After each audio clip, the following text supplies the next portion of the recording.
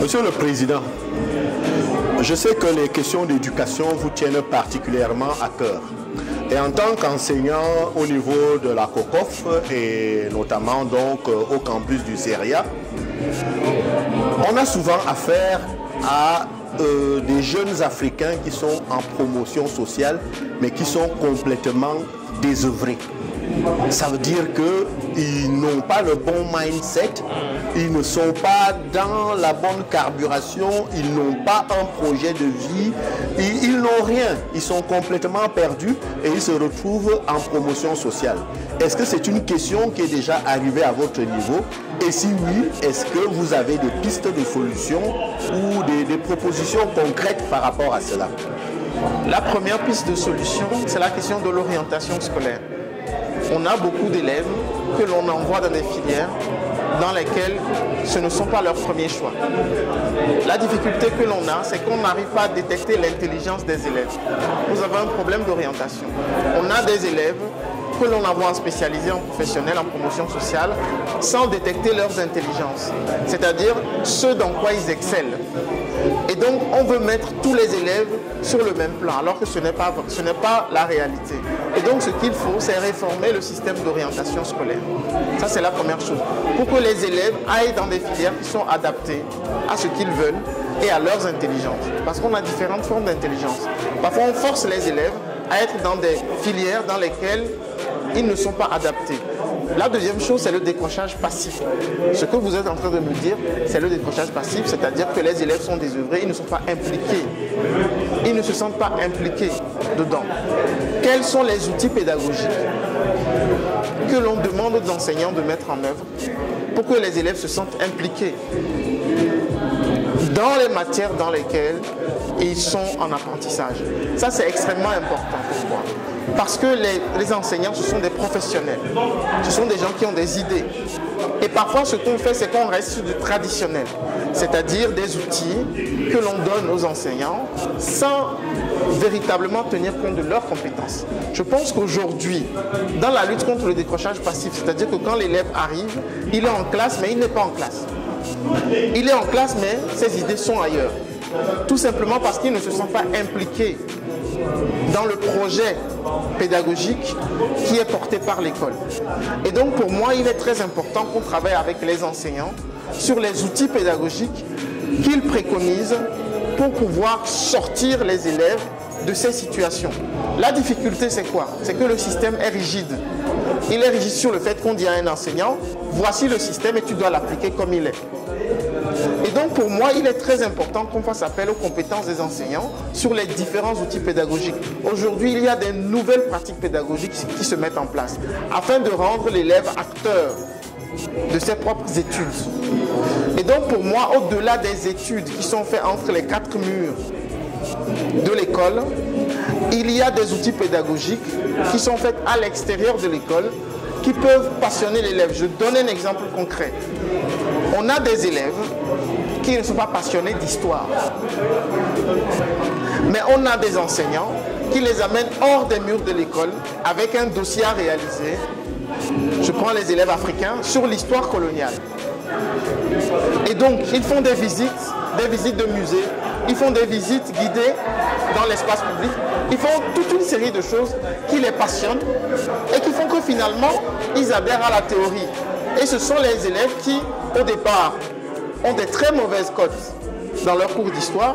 Et parce que les outils pédagogiques sont innovants, les amènent à être passionnés par ce cours et à pouvoir être meilleurs que ce qu'ils n'étaient avant. J'ai très bien compris ce que vous dites. Maintenant, j'aimerais vous citer un proverbe Mororo qui dit qu'on ne peut pas raser la tête de quelqu'un en son absence. Imaginez Là, vous parlez du décrochage actif. Imaginez un enseignant donc qui se démène comme il peut pour trouver de nouvelles stratégies, qui prépare tout un exercice parce qu'il tient compte de la configuration de sa classe et du profil de ses élèves ou de ses étudiants. Mais quand il vient en classe, ils ne sont pas là. Ah oui, ça c'est autre chose. C'est du décrochage actif là. C'est-à-dire que les élèves sont complètement absents. Mais je dirais que là, on est déjà à une position extrême, où l'enseignant ou l'enseignante ne peut plus rien. C'est-à-dire qu'on a raté une étape quelque part. Pourquoi ces élèves décrochent? Pourquoi ils ne viennent plus en cours? Je crois que là, on est déjà à un niveau qui dépasse l'enseignant. Soyons tout à fait clairs. L'enseignant ne peut plus rien. Dans le décrochage actif, le réseau qui doit être mis en œuvre, c'est le réseau de la commune, c'est le réseau des associations et c'est le réseau de tout ce qui touche à la prévention scolaire. C'est-à-dire que dans les communes, ce n'est pas l'enseignant d'aller toquer à la porte du parent à la maison, parce que des enseignants l'ont fait durant le Covid. Des directeurs d'école l'ont fait durant le Covid, parce que les services de prévention dysfonctionnaient. En réalité, très souvent, ces questions ne sont pas seulement des questions pédagogiques. L'élève ne décroche pas seulement parce qu'il s'ennuie à l'école. Souvent, c'est lié à des questions familiales, c'est lié à des questions de désintérêt par rapport à l'école, en lien avec ce qui se passe dans les familles. C'est pour cela que je dis que ça dépasse l'enseignant. Et là, c'est la question de la prévention. Et donc, il y a un élément sur lequel je me suis battu, c'est la question des médiateurs scolaires. Ces médiateurs jouaient un rôle important en termes de prévention. Ce sont des gens qui allaient dans les familles lorsque les élèves étaient absents. Essayer de comprendre, parce que pour que l'enseignant trouve des solutions, il faut qu'il comprenne la cause du décrochage. Or, parfois, on se limite à des solutions simples. Les élèves sont paresseux, oh, ils ne suivent pas, c'est la jeunesse, c'est la nouvelle jeunesse maintenant, elle n'est pas courageuse, elle n'est pas persévérante, etc., etc. Non, je pense que ce sont des explications parfois qui sont simplistes. On ne va pas au-delà parce que les cas sont parfois très individuels. Comment se fait-il qu'un élève qui est un piètre élève en secondaire, dès qu'il arrive à l'université, il excelle? Parce qu'à l'université, le système est différent. Et donc je pense que nous devons repenser le maillage autour de l'élève en termes de décrochage. Et ça, c'est ce que la ministre est en train de travailler, parce que aujourd'hui, en termes de décrochage, on a des solutions mais qui sont éparpillées. On a des associations qui luttent contre le décrochage, on a les écoles qui luttent contre le décrochage, on a les communes qui luttent contre les décrochages, et dans ces communes, on a les services de prévention qui luttent contre les décrochages. Et tous ces services ont des données qui sont complètement différentes.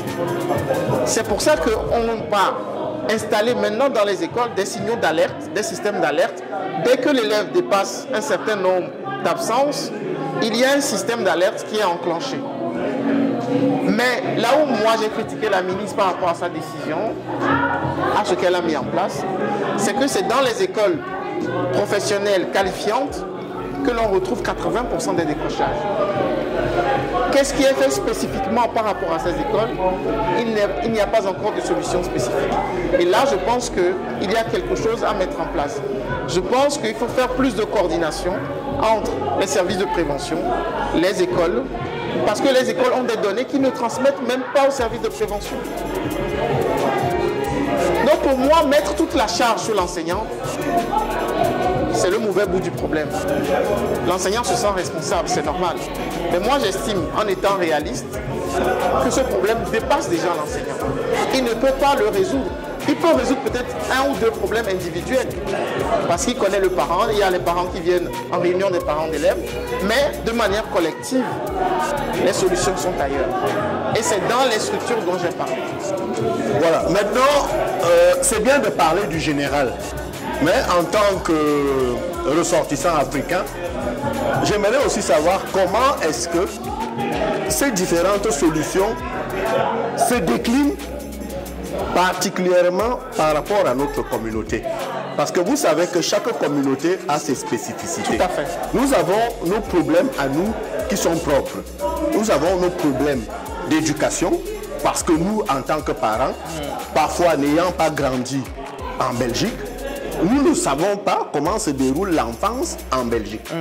N'ayant pas été à l'école en Belgique, nous ne savons pas comment se passe l'école en Belgique. Et parfois, nous nous retrouvons en tant que parents devant un certain nombre d'incompréhensions. Et il faut dire que comme la société avance avec les nouvelles technologies et tout ce qui se met en place, on a un problème qui a plusieurs inconnus. Comment est-ce que vos propositions se déclinent particulièrement par rapport à ce qui concerne la communauté africaine? Alors pour ça, j'ai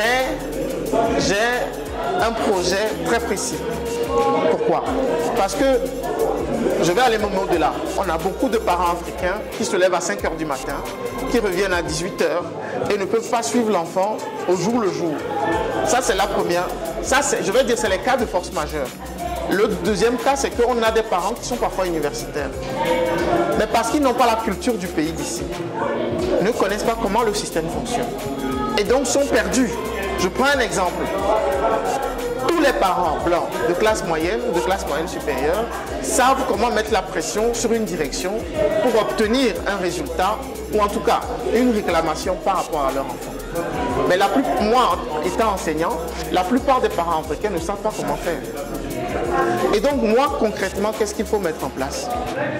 Il faut mettre en place une structure qui vient en aide à ces parents, qui leur apprend comment fonctionne le système, qui les accompagne lorsque leurs enfants ont des problèmes, en termes de plainte, en termes d'accompagnement lorsque les enfants ont des soucis à l'école.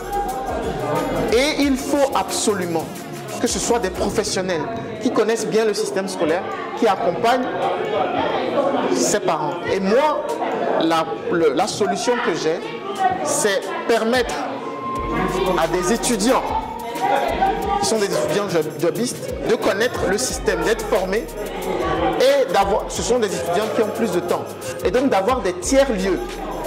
Quand je dis des tiers-lieux, ce sont des endroits où les parents africains peuvent aller prendre des conseils, être accompagnés par des spécialistes lorsque leurs enfants ont des problèmes dans les écoles. Et au fur et à mesure, lorsque le parent va être conseillé une fois, deux fois, trois fois, ces parents vont acquérir le réflexe et vont suivre leurs enfants beaucoup plus facilement.